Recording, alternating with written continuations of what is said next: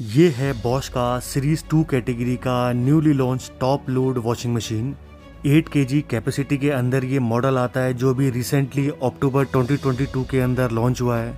एकदम solid build quality के साथ साथ प्रीमियम फिनिश एंड डिज़ाइन आपको इस वॉशिंग मशीन के अंदर मिल जाता है।